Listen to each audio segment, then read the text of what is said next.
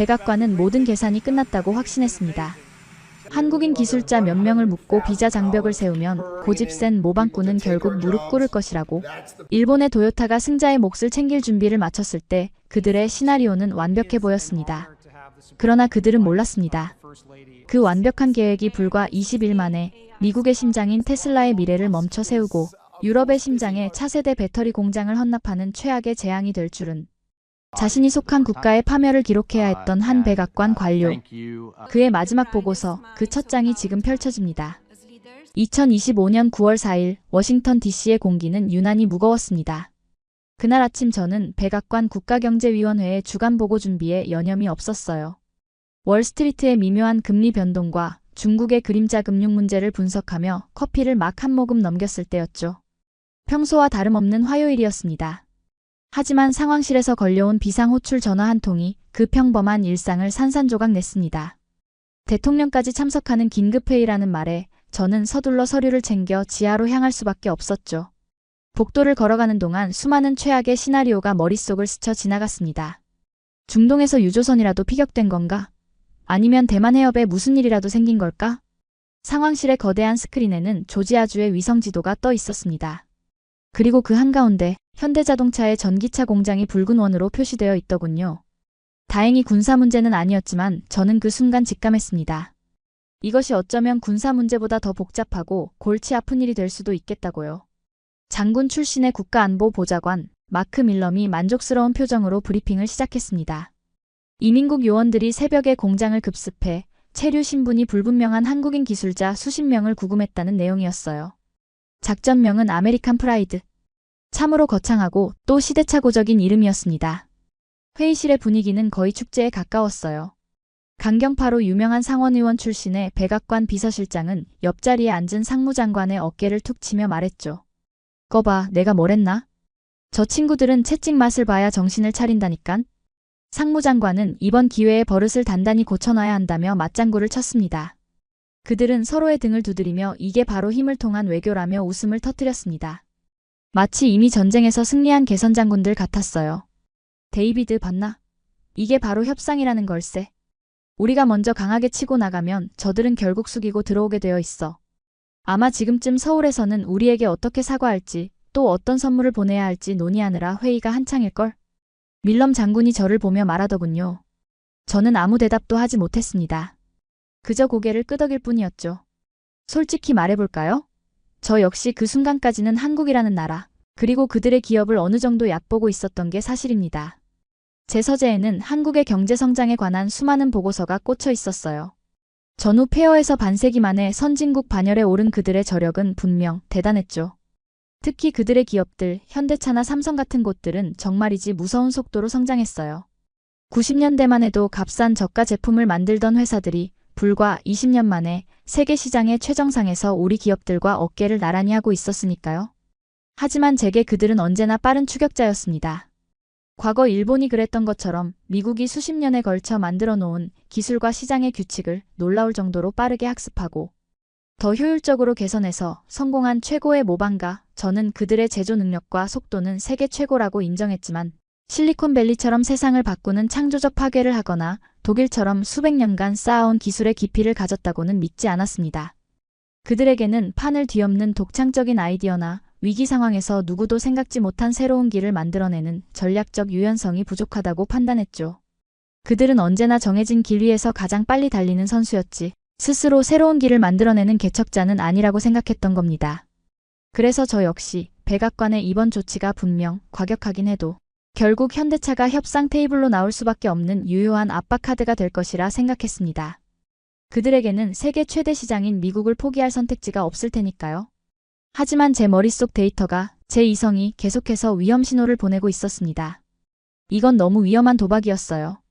마치 체스판에서 왕을 잡기 위해 여왕과 기사를 전부 던져버리는 것과 같은 무모한 수였죠. 장군님, 한 말씀만 드려도 되겠습니까? 침묵을 깨고 제가 입을 열자 회의실의 모든 시선이 제게로 향했습니다. 갑자기 끼어든 제 행동이 불쾌하다는 듯 몇몇 참모들의 미간이 찌푸려지는 것이 보였습니다. 이번 조치가 불러올 파장에 대해 우리가 너무 낙관적으로 보고 있는 것 같습니다. 조지아 공장은 단순한 조립 공장이 아닙니다. 현대차 그룹의 차세대 전기차와 배터리 생산의 핵심 기지예요. 오늘 우리가 궁금한 기술자들은 단순 노동자가 아니라 대체 불가능한 핵심 노하우를 가진 마스터들입니다. 그 공장의 자동화 설비를 설계하고 로봇의 움직임을 코딩한 바로 그 사람들이란 말입니다. 그들이 없으면 수십억 달러짜리 공장은 그냥 텅 빈 껍데기가 될 수도 있습니다. 밀럼 장군은 팔짱을 끼며 코웃음을 치더군요. 데이비드, 자네는 너무 신중해서 탈이야. 마치 대학 강의실에서 이론만 파는 교수님 같군. 기술자 몇 명 없다고 공장이 안 돌아가겠나? 필요하면 우리 미국 기술자들을 쓰면 되지. 오히려 잘된 일 아닌가? 미국인의 일자리를 되찾아올 기회 말이야. 문제는 그게 전부가 아니라는 겁니다. 저는 준비해온 자료를 스크린에 띄웠습니다. 여러 기업의 로고와 화살표가 복잡하게 얽힌 공급망 지도였죠. 지금 LG에너지솔루션은 미국의 자존심인 테슬라와 차세대 4680 배터리 셀 공급을 위한 최종 단계의 협상을 진행 중입니다. 이 협상의 규모는 수백억 달러에 달하고 향후 10년간 우리 전기차 산업의 패권을 좌우할 중요한 계약입니다. 아시다시피 LG는 현대차와 함께 조지아 공장의 핵심 파트너죠. 이번 조치는 이 거대한 협상 테이블에 우리가 직접 수류탄을 던진 격입니다. LG에게 미국 정부는 믿을 수 없는 파트너라는 메시지를 우리 손으로 전달한 셈이라고요. 회의실에 순간 정적이 흘렀습니다. 테슬라의 이름이 나오자 다들 표정이 조금씩 굳어지는 게 보였어요. 대통령조차 턱을 괜 채 스크린을 유심히 바라보더군요. 하지만 밀럼 장군은 이내 평정을 되찾고는 단호하게 말했습니다. 데이비드, 그건 더더욱 걱정할 필요 없어. 자네는 지금 본질을 놓치고 있네. 테슬라는 미국 기업이야. 감히 한국의 배터리 회사가 우리 기업의 발목을 잡겠나? 그들이 우리에게 배터리를 팔지 않겠다는 건가? 그건 자살행위나 마찬가지일세. 그들은 결국 우리 규칙에 따르게 될 거야. 자네의 그 복잡한 이론보다 힘의 논리가 훨씬 더 간단하고 명확한 법이지. 이 문제는 이걸로 끝내지. 대통령이 고개를 끄덕이자 회의는 그대로 끝나버렸습니다. 저는 더 이상 아무 말도 할 수 없었죠. 상황실을 나오며 직감했습니다. 무언가 아주 잘못되기 시작했다는 것을요. 그들은 자신들이 호랑이의 꼬리를 밟았다는 사실조차 인지하지 못하고 있었습니다. 그리고 불과 며칠 뒤 제 불길한 예감은 상상 최악의 방식으로 현실이 되었습니다. 백악관은 현대차의 항복을 받아내기는커녕 오히려 더 거대한 망치로 스스로의 발등을 내리찍는 선택을 하고 말았어요. 제 사무실 TV 화면에 긴급 속보가 뜨더군요. 백악관 미국산업보호법 긴급행정명령 발동.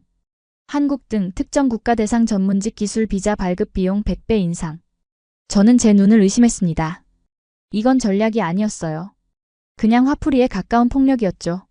기술자들을 묶어놓고 새로 들어올 길까지 막아버리겠다. 이건 한국 기업들에게 미국에서 사업을 하지 말라는 말과 다름없었습니다. 저는 자리에서 벌떡 일어나 소리칠 뻔했습니다. 대체 누가 이따위 멍청한 결정을 내린 거야? 책상 위 전화벨이 울리기 시작하기 전이었지만 저는 이미 폭풍이 몰려오고 있음을 알 수 있었죠. 아니나 다를까 가장 먼저 움직인 것은 일본이었습니다. 제 정보망을 통해 도쿄에서 열린 도요타의 긴급 전략회의 보고서가 들어왔어요. 회의실의 긴장감과 흥분이 보고서의 글자들을 뚫고 느껴지는 듯 했습니다. 회의를 주재한 사토 부사장의 발언이 인상적이더군요. 현대차가 스스로 무너지고 있다. 백악관이 우리에게 길을 열어주고 있어.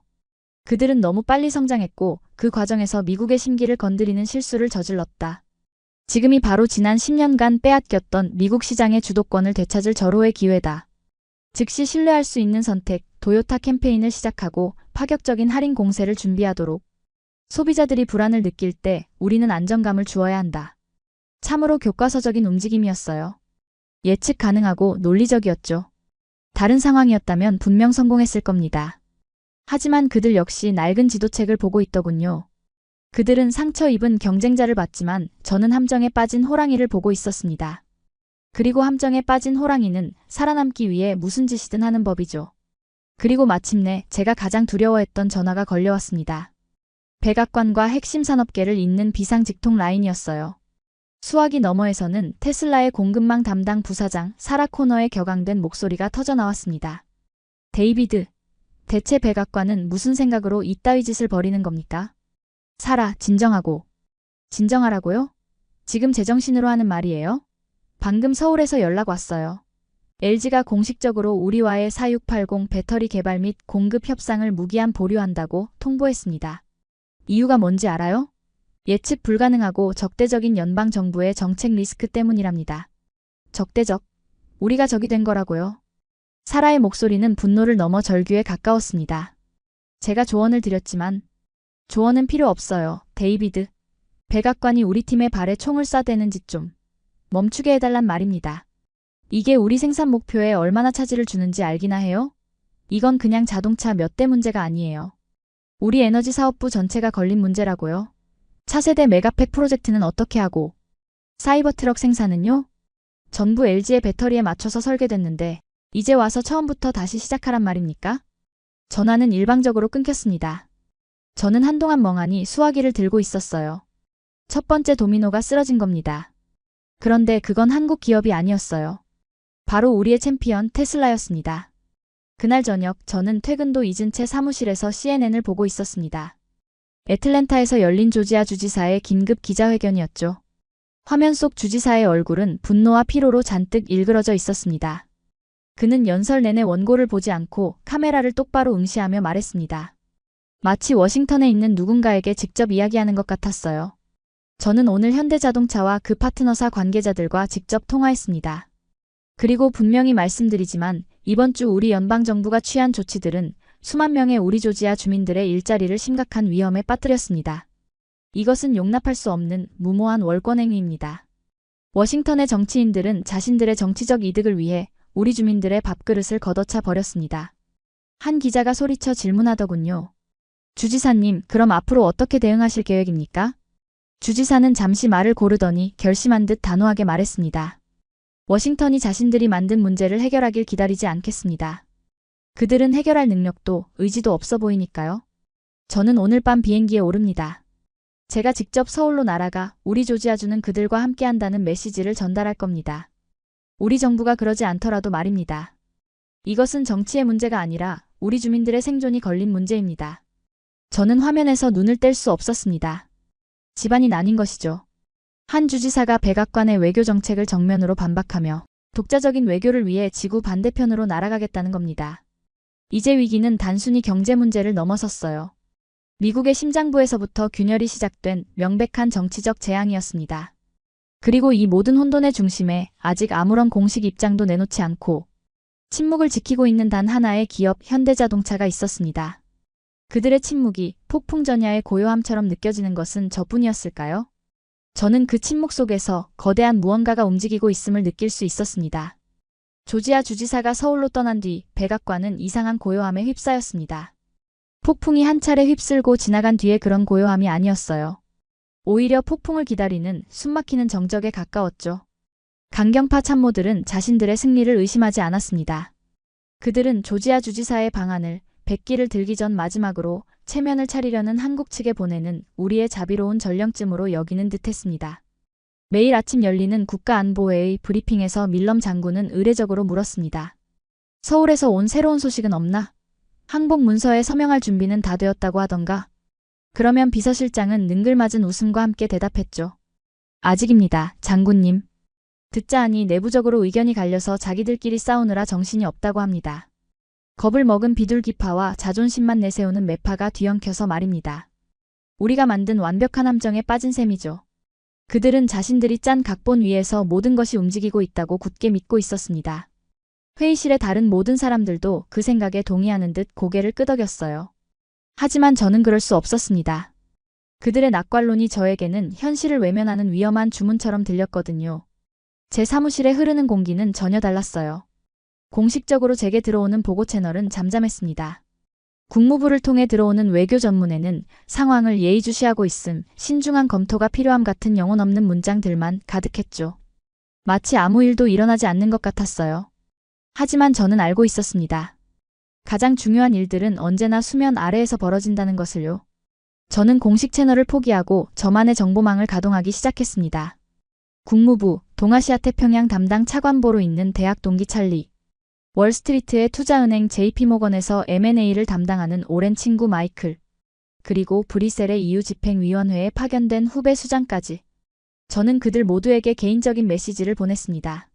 최근 한국 기업들과 관련해서 뭔가 이상한 움직임은 없는지 묻는 간단한 내용이었죠. 답변은 몇 시간 뒤부터 쏟아져 들어오기 시작했는데 그 내용들은 저를 더욱 깊은 혼란 속으로 빠뜨렸습니다. 백악관이 보고 있는 공식적인 영화와 저만이 보고 있는 비공식적인 영화가 전혀 다른 이야기를 하고 있었거든요. 공식적인 보고에 따르면 현대차는 백악관의 강력한 조치에 큰 충격을 받고 내부적으로 격렬한 토론을 벌이고 있다고 했습니다. 일부는 즉각 항복하고 협상에 나서야 한다고, 다른 일부는 자존심을 지켜야 한다고 맞서고 있다는 식이었죠. 백악관 참모들은 이 보고를 받으며 "거봐, 내 이럴 줄 알았어. 자기들끼리 싸우느라 정신이 없을걸" 이라며 득의양양해 했습니다. 하지만 제 친구들이 보내온 정보는 전혀 다른 그림을 그리고 있었습니다. 월스트리트의 친구 마이클에게서 걸려온 전화는 특히나 의미심장했어요. "데이비드, 자네가 부탁한 것 때문에 좀 들여다봤는데 정말 이상한 걸 발견했어. 물론 현대차 주가는 떨어지고 있지. 그건 당연한 거고. 그런데 말이야, 전혀 상관없어 보이는 유럽의 몇몇 기업들 주식에 거대한 자금이 쏠리고 있어. 예를 들면 독일 바스프의 특정 화학소재 부문, 그리고 폴란드의 국영 물류회사인 PK픽하고 같은 곳들 말이야. 거래량이 평소의 수십 배야. 그런데 너무 조용하고 정교하게 움직여서 시장에서는 이게 누구의 돈인지 전혀 감을 못 잡고 있어. 마치 유령이 쇼핑을 하는 것 같달까? 자네 생각은 어때?" 저는 아무 말도 할 수 없었습니다. 배터리 생산에 필수적인 화학소재, 그리고 완성된 제품을 유럽 전역으로 운송할 물류, 퍼즐 조각이 하나씩 맞춰지고 있었기 때문입니다. 브뤼셀의 후배 수잔이 보내온 정보는 그 퍼즐에 확신을 더해주었죠. "선배님, 저희 쪽에서도 이상한 소문이 돌고 있습니다. 헝가리 정부 관계자들이 극비리에 특정 한국 기업과 접촉했다는 이야기가 있어요. 대상이 어딘지는 모르지만 EU의 전기차 배터리 생산 보조금 정책과 관련된 비공식적인 질의가 오고 갔다고 합니다. 헝가리 총리가 직접 나서서 모든 행정적 지원을 약속했다는 말까지 나오고 있고요." 머릿속이 복잡해졌습니다. 한쪽에서는 내분에 휩싸여 곧 무너질 것처럼 굴면서 다른 한쪽에서는 유럽의 화학, 물류, 심지어 정부까지 접촉하며 물밑 작업을 벌이고 있다. 말이 되지 않았어요. 이건 궁지에 몰린 피해자의 행동이 아니었습니다. 오히려 새로운 전장을 준비하는 군대의 움직임에 가까웠죠. 저는 제 사무실 화이트보드에 흩어진 정보들을 적어 내려가기 시작했습니다. 독일의 화학기업, 폴란드의 물류, 헝가리 정부, 그리고 배터리. 이 모든 것의 중심에 현대차와 LG가 있었습니다. 그들은 항복을 준비하는 게 아니었어요. 무언가 다른, 훨씬 더 거대한 계획을 꾸미고 있었던 겁니다. 다음 날 아침 브리핑에서 저는 용기를 내어 이 사실을 보고했습니다. "장군님, 저희 정보망에 따르면 현대차가 유럽에서 비공식적인 활동을 벌이고 있는 정황이 포착되었습니다. 헝가리 정부와." 하지만 제 말은 끝까지 이어지지 못했습니다. 밀럼 장군이 손을 들어 제 말을 막았기 때문이죠. "데이비드, 정황, 소문, 이야기 말고 사실을 가져오게. 자네 친구들끼리의 수다 말고 CIA나 국무부의 공식 보고서에 그런 내용이 있나?" "없지. 그들은 지금 우리를 혼란시키려고 연막을 피우는 것뿐이야. 그런 심리전에 놀아나지 말게." 더 이상 논쟁은 불가능했습니다. 그들은 자신들이 보고 싶은 것만 보고 믿고 싶은 것만 믿고 있었어요. 직감적으로 뭔가 있다는 확신이 들자 저는 제 밑에서 일하는 젊고 유능한 분석관에게 한 가지 지시를 내렸습니다. "존, 지금 당장 우리 정부 데이터베이스에서 현대자동차가 지난 20년간 주요 지정학적 위기나 경제 위기에 어떻게 대응했는지 보여주는 모든 보고서를 찾아주게. 특히 그들이 패배한 것처럼 보였지만 결국에는 판을 뒤집었던 사례가 있다면 더 좋고." 존은 몇 시간 뒤 먼지를 뒤집어 쓴 두꺼운 서류철 하나를 제 책상 위에 올려놓았습니다. "선배님, 대부분은 그냥 일반적인 위기관리 보고서인데 딱 하나 아주 흥미로운 파일이 있었습니다. 2008년 러시아 금융위기 때의 기록입니다." 저는 그 낡은 서류철을 펼쳐보았습니다. 그리고 그 안에서 지금 눈앞에 벌어지고 있는 일들의 소름 돋는 원작을 발견하고 말았죠. 2008년 리먼 브라더스 사태로 촉발된 글로벌 금융위기가 러시아를 덮쳤습니다. 루블화 가치는 폭락하고 러시아 정부는 자국 산업을 보호하기 위해 수입차에 대한 관세를 무려 30%나 올렸어요. 지금 우리가 한 짓과 똑같았죠. 보고서는 당시 상황을 상세하게 묘사하고 있었습니다. GM, 포드, 도요타 같은 세계적인 자동차 회사들은 모두 비명을 지르며 러시아 시장에서 철수하기 시작했습니다. 불확실한 시장에 더 이상 투자할 수 없다는 판단이었죠. 보고서에는 당시 GM CEO의 인터뷰도 실려 있었습니다. "우리는 주주들을 위해 합리적인 결정을 내릴 수밖에 없습니다. 러시아는 당분간 잊어야 할 시장입니다." 지극히 합리적인 결정이었습니다. 하지만 단 하나의 기업, 현대차만이 정반대의 길을 걸었더군요. 그들은 철수하기는커녕 오히려 그 위기의 한복판에 상트페테르부르크의 거대한 현지 생산 공장을 짓기 시작했습니다. 모두가 미친 짓이라고 손가락질했어요.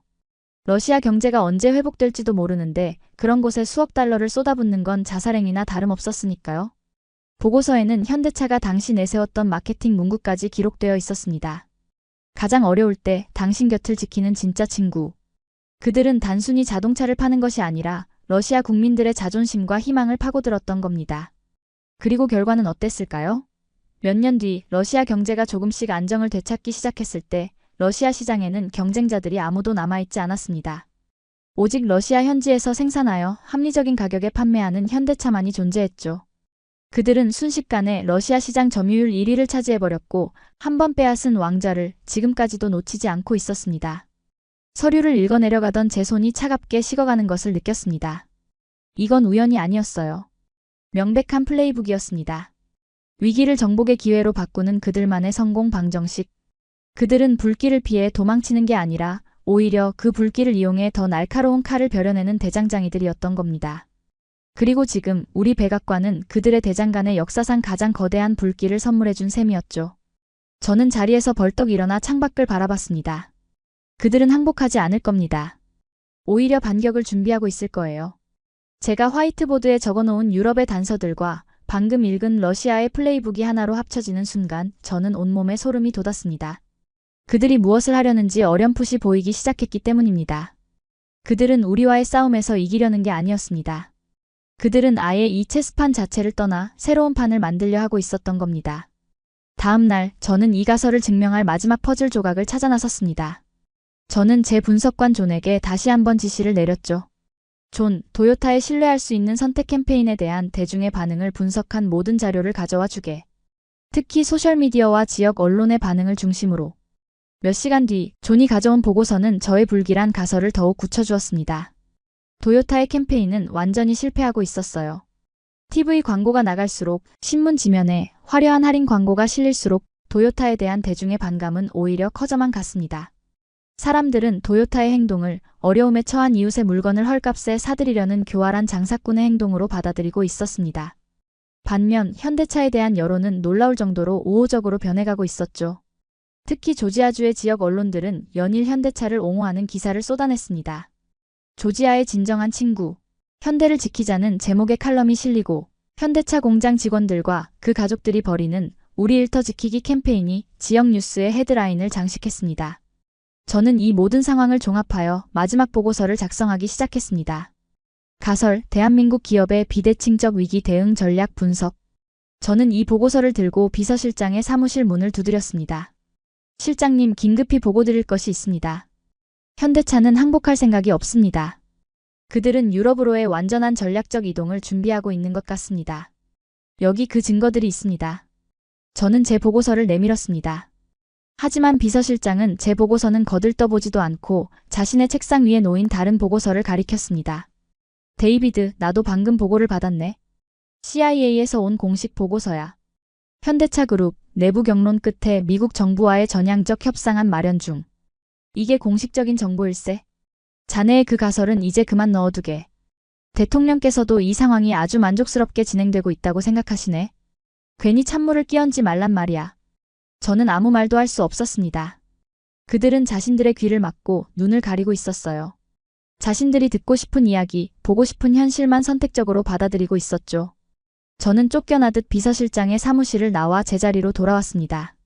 거대한 무력감이 저를 덮쳤어요. 저는 앞으로 다가올 재앙을 똑똑히 보고 있었지만 그것을 막을 힘이 제게는 없었습니다. 그리고 바로 그날 오후 제 컴퓨터 화면에 국무부에서 보낸 긴급 알림이 떴습니다. 1급 보안, 헝가리 부다페스트에서 헝가리 정부와 한국 주요 기업의 공동 중대 발표 예정, 전 NEC 관계자 의무 시청 요망. 온몸에 피가 차갑게 식는 것 같았습니다. 마침내 그들이 움직이기 시작한 겁니다. 저는 텅 빈 사무실에서 조용히 중얼거렸습니다. 이건 연막이 아니었어. 이건 예고편이었던 거야.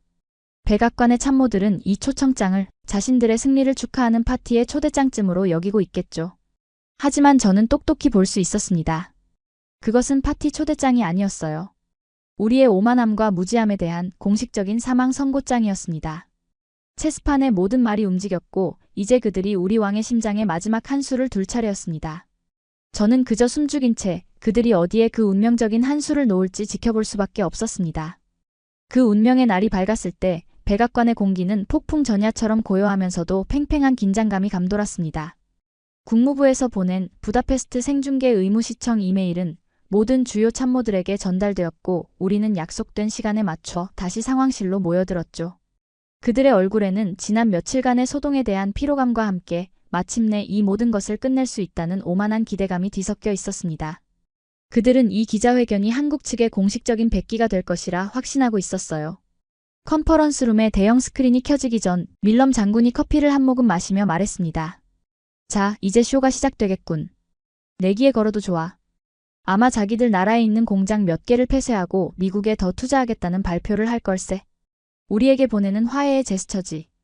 비서실장은 그 말에 동의한다는 듯 고개를 끄덕였습니다. 헝가리까지 날아간 걸 보면 마지막 자존심은 지키고 싶었나 보군요. 전 세계를 향해 우리가 이렇게 노력했는데 미국이 받아주지 않으면 우리만 나쁜 놈이 되는 게 아니다 하고 보여주고 싶은 거겠죠. 애처롭기 짝이 없습니다. 그들의 대화를 듣고 있자니 등골이 서늘해졌습니다. 그들은 여전히 자신들이 이 게임의 규칙을 만들고 있다고 착각하고 있었어요. 제 손에는 지난밤 뜬 눈으로 밤을 새우며 정리한 2008년 러시아 플레이북 분석 보고서가 들려 있었습니다. 그들은 이 기자회견을 항복 선언쯤으로 여기고 있었지만 저는 알고 있었죠. 이것은 항복이 아니라 선전포고라는 것을요. 그들은 화해의 제스처를 기대하고 있었지만 저는 새로운 제국의 탄생을 목격하게 될까봐 두려웠습니다. 마침내 스크린이 켜지고 부다페스트의 화려한 궁전 연회장이 눈앞에 펼쳐졌습니다.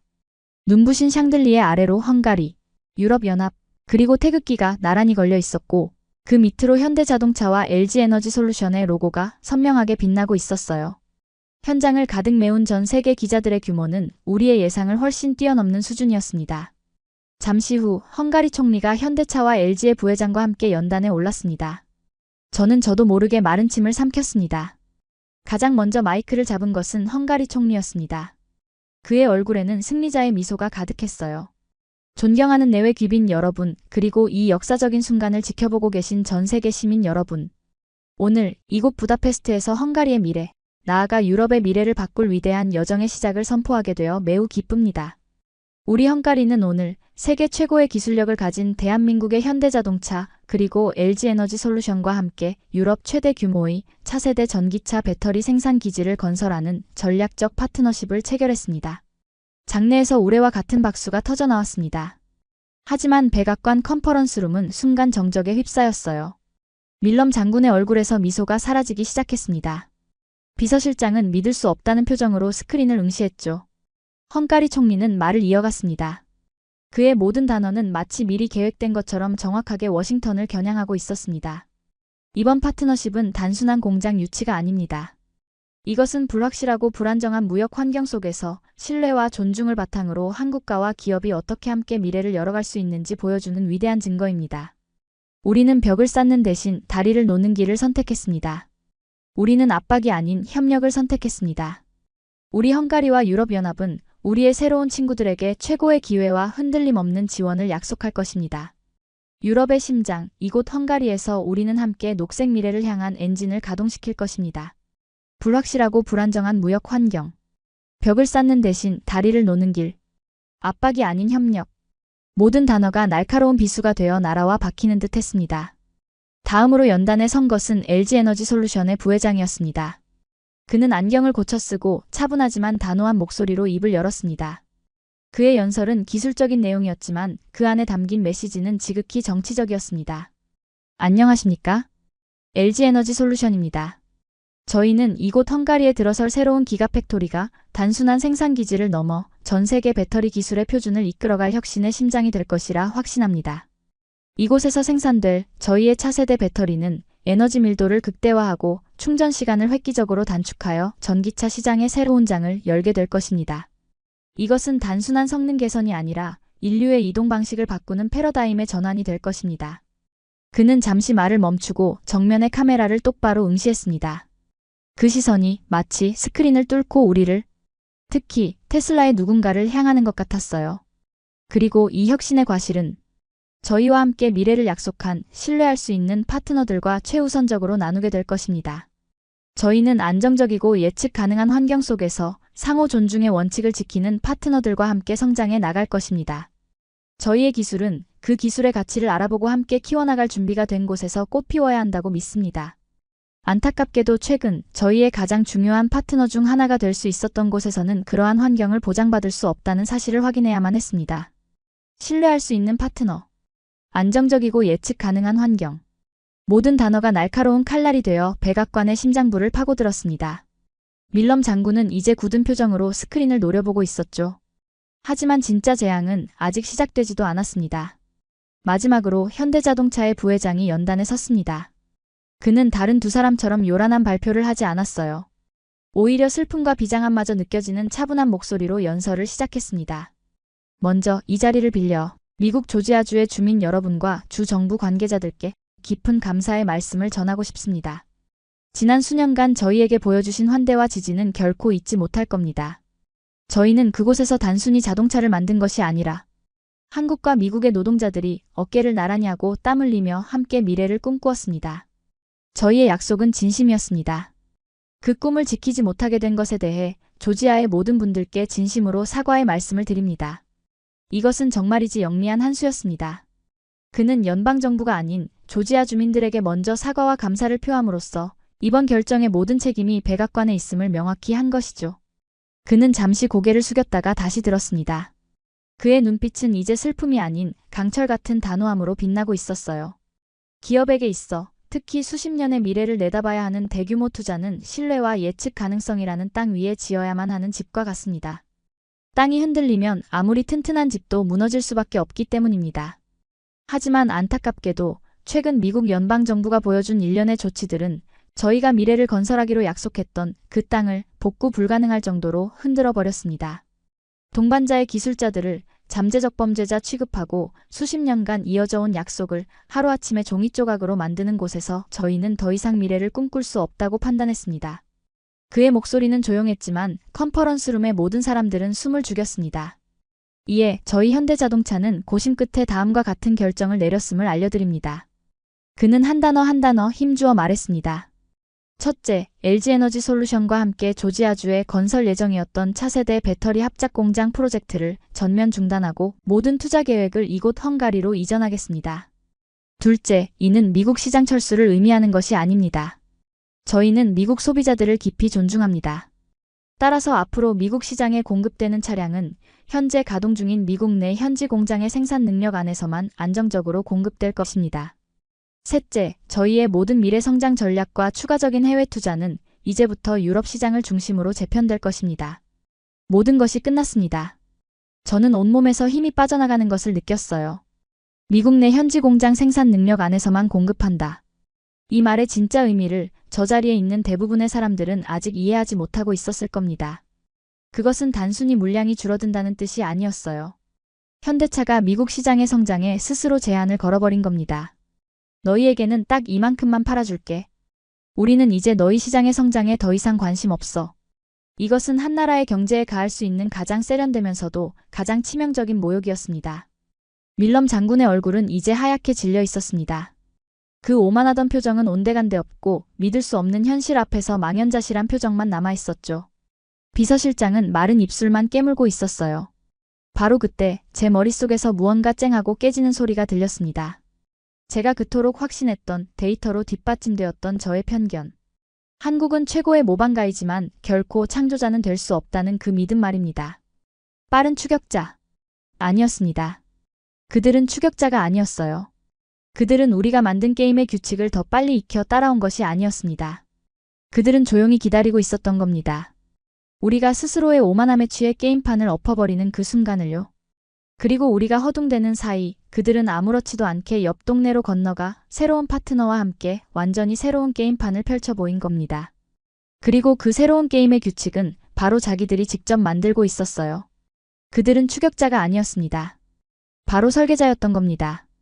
제 머리털이 쭈뼛 서는 듯한 경외감과 공포심에 휩싸여 있을 때 기자회견장에서 한 유럽 기자가 손을 들고 질문했습니다. 현대자동차에 질문하겠습니다.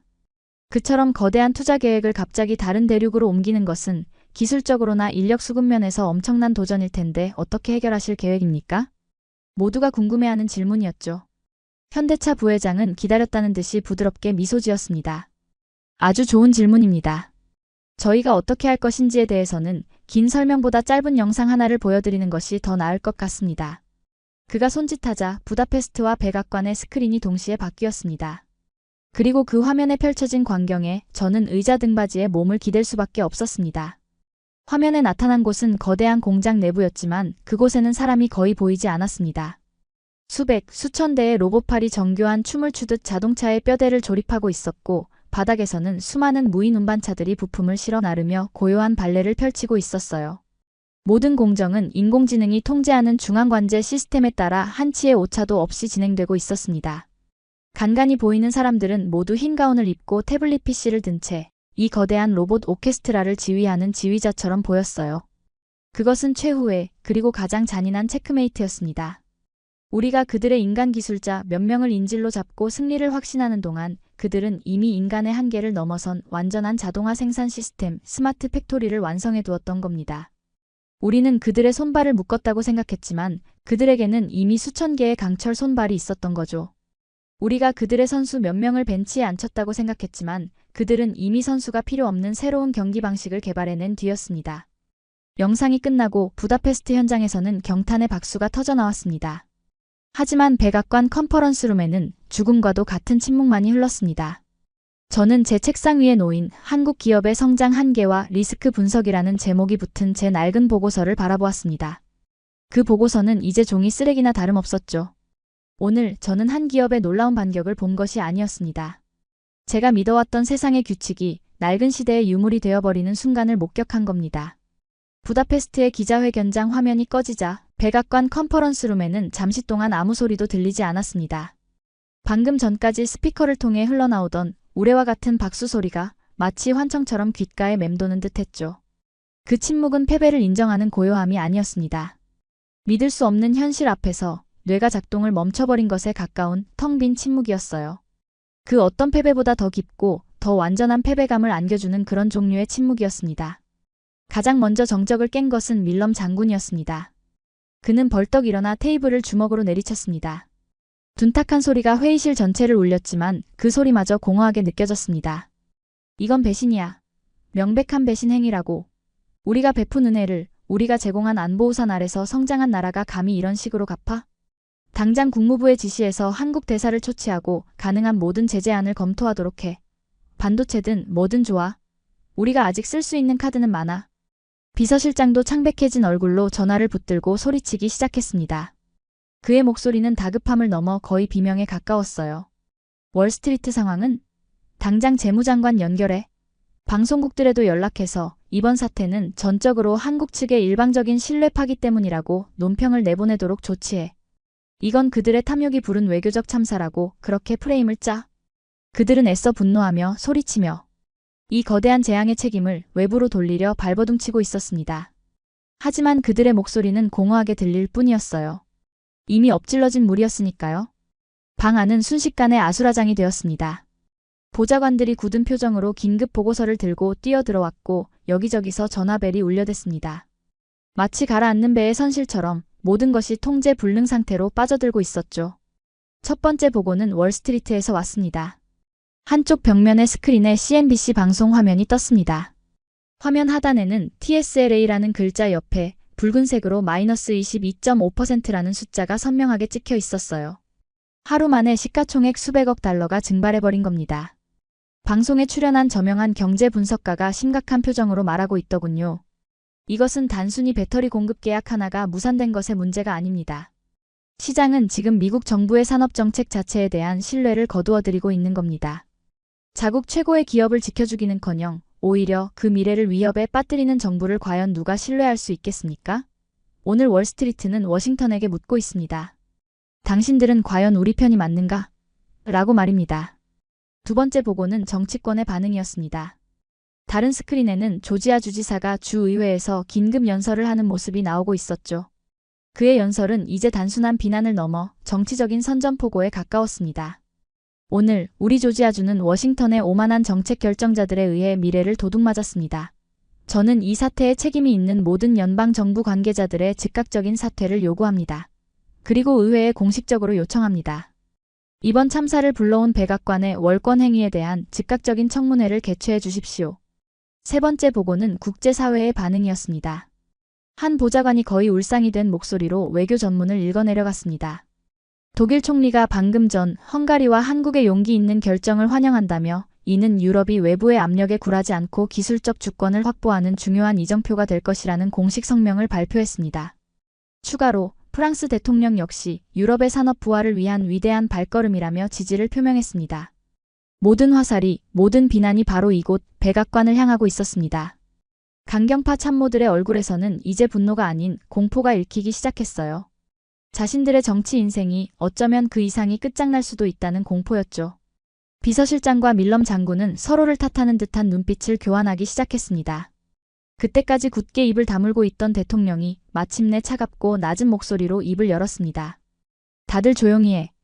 순간 회의실의 모든 소음이 멎었습니다. 대통령은 천천히 고개를 들어 방 안의 모든 사람들을 한 명씩 훑어보았습니다.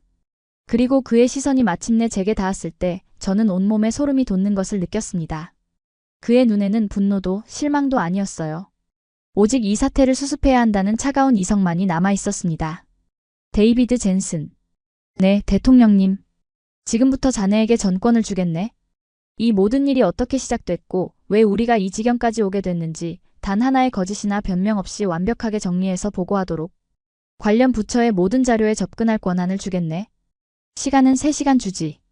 3시간 뒤 이 자리에서 모든 것을 설명하게. 모든 시선이 다시 제게로 향했습니다. 하지만 이번에는 이전과 달랐어요. 경멸이나 무시가 아닌 일말의 기대와 두려움이 섞인 눈빛들이었죠. 그들은 이제 자신들을 구해줄 동아줄이 바로 자신들이 그토록 무시했던 제 보고서에 있다는 것을 깨달은 겁니다. 3시간 뒤 저는 다시 그 자리에 섰습니다. 회의실의 분위기는 완전히 바뀌어 있었어요. 아수라장은 간데없고 마치 장례식장처럼 무겁고 엄숙한 침묵만이 감돌았죠. 대통령과 참모들은 지친 기색이 역력한 얼굴로 저를 바라보고 있었습니다. 이제 제가 이 거대한 실패의 부검을 집도할 시간이었습니다. 저는 연단에 서서 준비한 프레젠테이션의 첫 화면을 스크린에 띄웠습니다. 그곳에는 단 한 문장만이 적혀 있었죠. 예측된 재앙 어떻게 스스로 무너졌는가? 보고를 시작하겠습니다. 이 모든 비극은 단 하나의 잘못된 믿음에서 시작되었습니다. 저는 말을 이어갔습니다. 우리의 모든 전략은 우리가 칼자루를 쥐고 있다는 확신 위에 세워져 있었습니다. 우리는 현대차를 그리고 한국을 우리의 규칙을 따를 수밖에 없는 빠른 추격자로 규정했습니다. 저희 NEC가 지난 5년간 작성한 공식 보고서들에서도 한국 기업들은 늘 2차 전략 대상으로 분류되어 있었습니다. 혁신을 선도하기보다는 시장의 흐름에 빠르게 적응하는 데 능한 플레이어라고 말이죠. 저 역시 그렇게 믿었던 것을 부정하지 않겠습니다. 하지만 그 믿음은 20년 전의 낡은 데이터에 기반한 치명적인 오판이었습니다. 저는 첫 번째 슬라이드를 띄웠습니다. 9월 4일 ICE 요원들이 조지아 공장을 단속하는 사진이었습니다. 우리의 첫 번째 실수는 바로 이것이었습니다. 우리는 그들의 가장 소중한 자산인 핵심 기술자들을 공격했습니다. 이것을 힘의 과시, 강력한 협상 카드라고 생각했죠. 하지만 실제로는 우리는 당신들의 핵심 자산을 존중하지 않는 믿을 수 없는 파트너라는 선언이었습니다. 그리고 이 선언의 첫 번째 희생자는 현대차가 아니었습니다. 바로 우리의 심장, 테슬라였죠. 저는 다음 슬라이드에 LG가 테슬라에 보냈다는 협상 무기한 보류 이메일 전문을 띄웠습니다. 예측 불가능하고 적대적인 연방정부의 정책 리스크라는 문구가 붉은색으로 강조되어 있었죠. 우리는 현대차를 압박하려다 엉뚱하게도 테슬라의 미래에 제동을 걸어버린 겁니다. 이것은 단순한 실수를 넘어 우리 산업 생태계에 대한 이해가 얼마나 부족했는지를 보여주는 부끄러운 증거입니다. 다음 슬라이드는 비자 비용 100배 인상에 대한 내용이었습니다. 첫 번째 실수가 의도치 않은 피해를 낳았다면 두 번째 실수는 명백한 자해행위였습니다. 이 조치는 현대차에게 미국에서 떠나라는 메시지를 준 것과 동시에 우리 내부의 분열을 촉발시켰습니다. 조지아 주지사는 우리에게 등을 돌렸고 우리는 동맹국 기업 하나를 상대하다가 우리 국민, 우리 주정부와 싸워야 하는 최악의 상황에 직면하게 됐습니다. 화면에는 서울로 떠나는 조지아 주지사의 사진과 그가 워싱턴을 맹비난하는 연설 영상이 잠시 재생되었습니다. 회의실의 공기는 더욱 무겁게 가라앉았죠. 그리고 우리가 우리 내부에서 싸우며 자멸하는 동안 우리의 또 다른 동맹은 다른 계산을 하고 있었습니다. 다음 슬라이드에는 도요타의 로고와 그들의 신뢰할 수 있는 선택 캠페인 포스터가 떴습니다. 우리는 우리의 동맹인 일본의 도요타가 이 상황에서 반사 이익을 얻을 것이라 예상했습니다. 하지만 우리는 또다시 틀렸습니다. 우리는 우리 미국 국민들의 마음을 전혀 읽지 못하고 있었어요. 저는 다음 슬라이드에 소셜미디어의 감성 분석 데이터를 그래프로 띄웠습니다. 보시는 것처럼 도요타의 캠페인 초기, 그들에 대한 긍정 여론은 잠시 상승했습니다. 하지만 곧 기회주의자, 약탈자라는 부정적인 단어들이 폭발적으로 증가하기 시작했습니다. 미국 국민들은 이 사태를 단순한 비즈니스로 보지 않았습니다.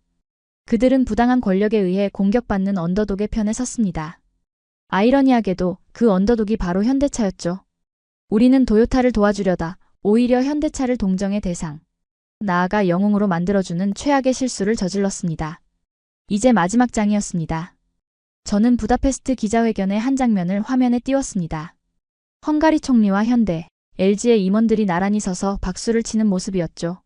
그리고 이 모든 것이 바로 이 순간을 위한 거대한 밑그림이었습니다. 제가 최종적으로 확인한 바에 따르면 현대차는 우리가 조지아 공장을 단속한 바로 그날 오후 이미 헝가리 정부와 접촉을 시작했습니다. 그들에게는 플랜 B가 있었던 것이 아니라 우리의 공격을 플랜 A를 실행하기 위한 신호탄으로 사용한 겁니다. 우리가 조지아라는 작은 전장에서 허우적대는 동안 그들은 전 세계를 무대로 하는 거대한 포위 작전을 실행하고 있었습니다. 그들은 후퇴한 것이 아니라 더 높이 날기 위해 잠시 몸을 웅크렸을 뿐입니다. 이것은 2008년 러시아에서 보여주었던 바로 그 전략, 위기를 통한 정복의 2025년 버전이었습니다. 저는 프레젠테이션을 마치고 스크린을 끈 뒤 회의실에 모인 사람들을 천천히 둘러보았습니다.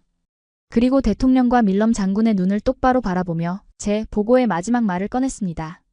이것은 정보의 실패가 아니었습니다. 우리는 필요한 모든 정보를 가지고 있었습니다. 이것은 상상력의 실패였습니다.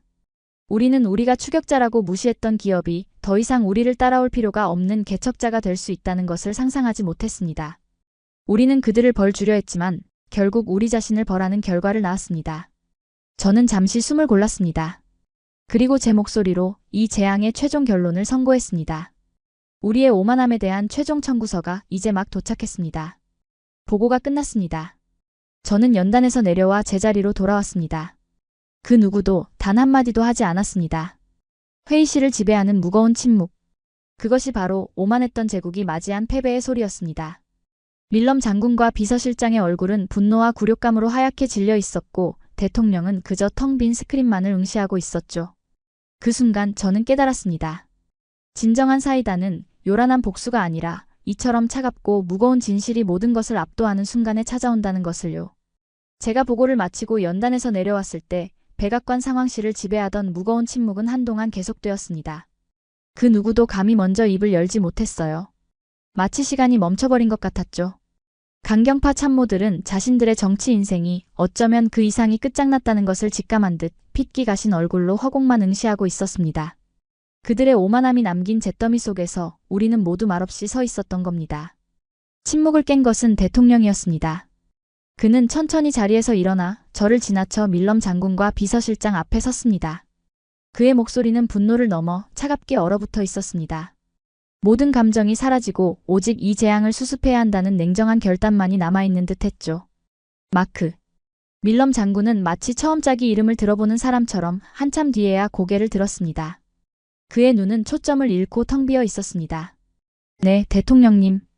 내일 아침까지 자네의 사직서를 내 책상 위에 올려놓도록 하게. 국가 안보에 대한 개인적인 책임을 통감한다는 내용으로 말이야. 불명예 제대라는 최악의 상황을 맞고 싶지 않다면 그것이 자네가 국가를 위해 할 수 있는 마지막 봉사일 걸세. 그리고 그는 비서실장에게로 고개를 돌렸습니다. 비서실장은 이미 모든 것을 예감한 듯 잿빛 얼굴로 고개를 숙이고 있었죠. 자네는 지금 당장 언론 담당팀을 꾸리게. 이번 사태에 대한 백악관의 공식 사과 성명을 준비해야겠어. 유감 같은 애매한 단어는 집어치우고 우리가 심각한 전략적 오판을 저질렀다는 것을 명확히 인정하게. 그리고 우리의 모든 무역 정책에 대한 전면적인 재검토에 착수한다고 발표해. 지금 당장. 그것은 패배 선언이었습니다. 지난 몇 년간 우리가 그토록 자부했던 힘을 통한 평화라는 정책 기조가 바로 그 정책을 설계했던 사람들의 손에 의해 공식적으로 폐기되는 순간이었죠. 저는 조용히 회의실을 빠져나가려 했습니다. 제 역할은 끝났으니까요. 진실을 보고하는 것. 그것이 전부였습니다. 하지만 대통령이 저를 불러 세웠습니다. 데이비드 젠슨. 네, 대통령님. 좋은 보고였네. 힘들었을 텐데. 당분간 내 곁에 있도록 하게.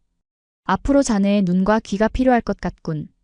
이 사태를 수습할 위원회를 구성할 생각이니 자네가 그 책임을 맡아주게. 저는 그저 알겠습니다 라고 대답할 수밖에 없었습니다. 저는 논쟁에서 이겼고 진실을 권력의 심장부에 똑똑히 알려주었습니다. 하지만 이상하게도 승리감은 전혀 들지 않았어요. 오히려 무거운 책임감과 씁쓸함이 제 어깨를 짓눌렀죠. 제가 방금 집도한 부검의 대상이 결국 제가 사랑하는 조국, 미국이었다는 사실을 다시 한번 깨달았기 때문입니다. 그것은 제가 주도하여 이끌어낸 장례식에서 제가 직접 조사를 낭독한 것과 같은 기분이었습니다. 제 사무실로 돌아오자 세상은 이미 완전히 바뀌어 있었습니다. 제 책상 위의 모든 스크린이 전 세계의 반응을 쏟아내고 있었죠. 저는 이제 관찰자가 아니라 이 거대한 혼돈의 뒷수습을 해야 하는 책임자가 되어 있었습니다. 가장 먼저 눈에 들어온 것은 헝가리 부다페스트에서 온 화면이었습니다. 헝가리 국영방송은 정규 방송을 중단하고 축제 분위기에 휩싸인 시내 중심가를 생중계하고 있었어요. 시민들은 거리로 쏟아져 나와 헝가리 국기와 태극기를 함께 흔들었고 방송에 출연한 헝가리의 한 경제학자는 흥분을 감추지 못하며 말하고 있었습니다. 오늘 우리 헝가리는 단순한 공장 하나를 유치한 것이 아닙니다. 우리는 미래를 유치했습니다. 이번 투자는 향후 50년간 우리 헝가리를 유럽 최고의 첨단 산업 국가로 만들어줄 위대한 첫걸음입니다. 사람들은 우리에게 왜 미국과 맞서는 위험한 선택을 하냐고 물었습니다. 하지만 우리는 압박이 아닌 파트너십을 선택한 우리의 총리가 자랑스럽습니다. 화면 한쪽에서는 헝가리 총리가 현대차와 LG의 임원들과 함께 샴페인을 터뜨리는 모습이 나오고 있었어요. 그들의 환한 미소는 백악관 상황실의 암울한 표정과 너무나도 극명한 대조를 이루었습니다. 저는 채널을 돌렸습니다. 이번에는 조지아주 애틀랜타에서 온 화면이었습니다. 분위기는 부다페스트와 정반대였죠. 텅 비어버린 공장 건설 부지 앞에서 지역 방송 기자가 한 중년 남성과 인터뷰를 하고 있었습니다. 그는 현대차의 부품을 납품하기로 계약했던 지역 업체의 사장이라고 자신을 소개했어요. 우리는 모든 것을 걸었습니다. 은행에서 엄청난 돈을 빌려 공장을 확장하고 새로운 기계를 들여놓고 수십 명의 직원을 새로 뽑았죠. 우리 정부, 미국 정부의 약속을 믿었기 때문입니다. 백악관은 이번 조치가 미국인의 일자리를 지키기 위한 것이라고 말했습니다. 하지만 결과가 뭡니까? 우리 같은 평범한 미국인들만 길거리에 나앉게 생겼습니다. 대체 누가 우리를 이렇게 만든 겁니까? 누가 우리 조지아 주민들의 꿈을 앗아간 겁니까? 그의 목소리는 분노로 떨리고 있었고 눈에는 눈물이 가득 고여 있었습니다. 저는 차마 그 화면을 끝까지 지켜볼 수가 없었어요. 그의 절망이 마치 제 가슴에 박히는 것 같았기 때문입니다. 이것이 바로 우리가 저지른 일의 진짜 결과였습니다. 다음 화면은 일본 도쿄에서 온 것이었습니다. NHK의 심야 경제 토론 프로그램이었죠. 일본 최고의 경제 평론가들이 모여 이번 사태가 도요타에 미친 영향에 대해 분석하고 있었습니다. 한 평론가가 날카롭게 지적하더군요. 도요타의 이번 전략은 단기적으로는 합리적으로 보였을지 모릅니다.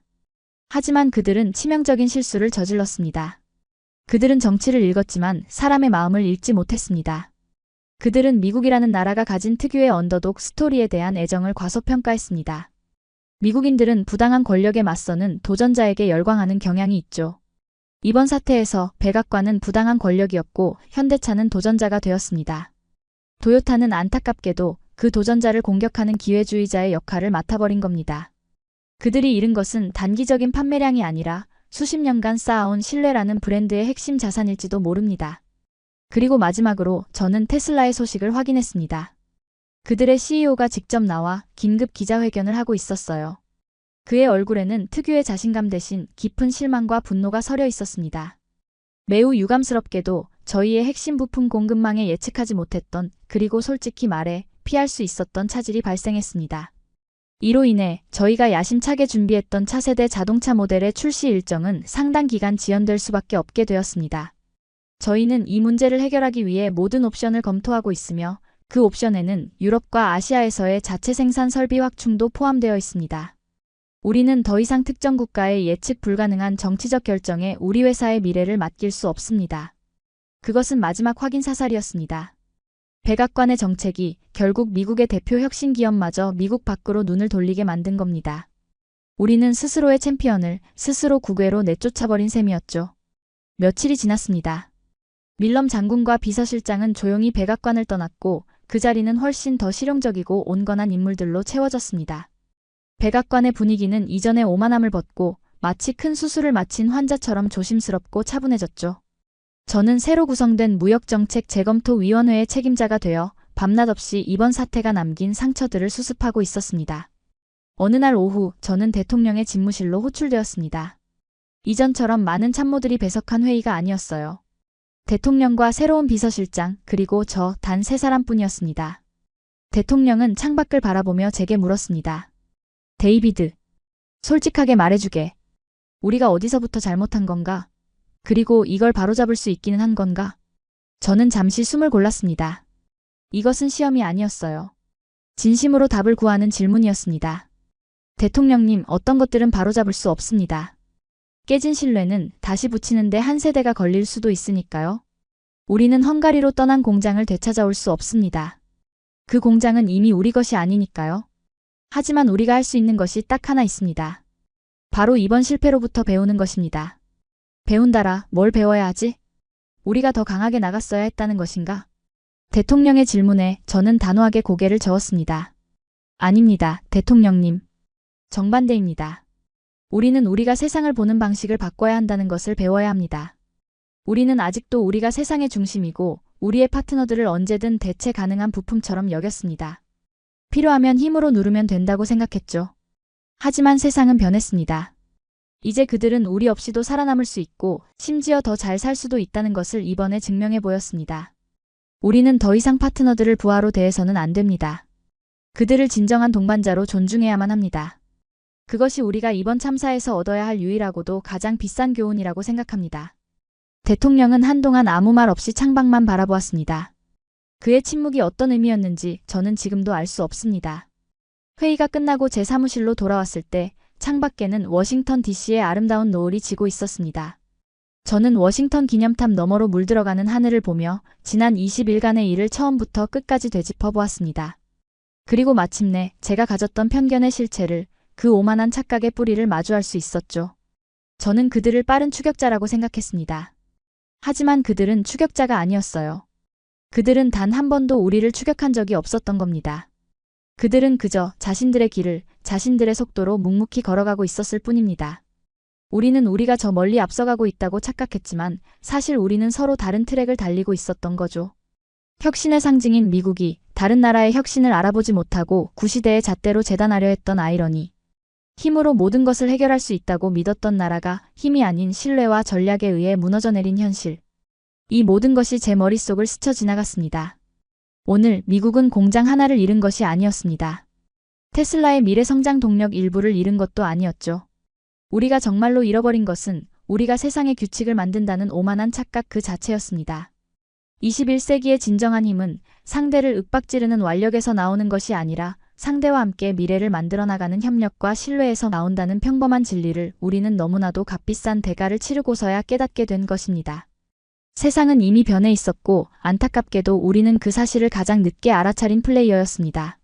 제 사무실 스크린에는 헝가리의 새로운 공장 부지에 세워진 미래를 향한 위대한 여정이라는 문구가 선명하게 보이고 있었습니다. 그들의 위대한 여정은 이제 막 시작되었지만 우리의 길고 외로운 성찰은 이제부터가 시작이었습니다. 지금까지 백악관 엘리트 데이비드 젠슨의 마지막 보고서 어떻게 보셨나요? 한때 빠른 추격자라 얕보았던 기업이 어떻게 초강대국의 오만한 계산을 뒤엎고 스스로 게임 체인저가 되었는지, 그리고 미국의 심장 테슬라를 멈춰 세운 것이 외부의 적이 아닌 바로 백악관 자신이었다는 사실을 똑똑히 보셨을 겁니다. 이 이야기는 단순한 기업의 성공 신화가 아닙니다. 더 이상 강대국의 힘에 굴복하지 않고 자신만의 전략과 비전으로 새로운 판을 짜는 자랑스러운 대한민국의 달라진 위상을 보여주는 선언입니다. 진정한 국력은 상대를 윽박지르는 오만이 아니라 위기 속에서도 길을 찾아내는 치밀한 지성과 상대를 존중하는 품격에서 나온다는 것을 증명합니다. 대한민국의 새로운 클래스를 전 세계에 알리기 위해 이 영상을 공유해주세요. 여러분은 어떤 장면에서 가장 짜릿한 통쾌함을 느끼셨나요? 백악관이 부다페스트 선언을 지켜보던 순간, 아니면 데이비드의 마지막 보고서가 울려 퍼지던 순간이었나요? 여러분의 생각을 댓글로 자유롭게 남겨주세요. 오늘 영상이 재밌으셨다면 구독과 좋아요 한 번씩 부탁드리고 저는 다음에 더 놀라운 이야기로 찾아오겠습니다. 지금까지 감동띵동이었습니다.